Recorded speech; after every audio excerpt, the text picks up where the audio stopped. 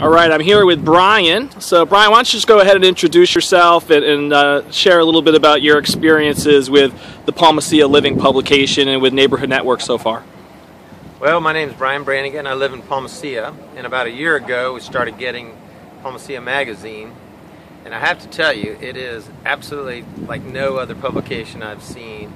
As opposed to getting tossed in the recycling bin, we actually go through it page by page because our neighbors are in it, our friends are in it, the dogs that we see being walked down the street, we'll read the article and find out the story of the dog.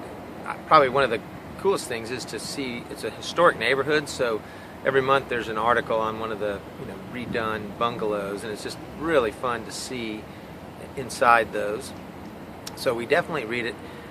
As far as businesses go, I know that, well, our kids go to Primrose School of South Tampa now because of the magazine, and I always joke and say, yeah, I think they got their money's worth for their ad, considering how much they charge a year for each kid. We have 2 kids that go there. Also, I think what's interesting, I've now gone to several businesses that I've lived within walking distance of that I'd never stepped foot in, and just because of the magazine.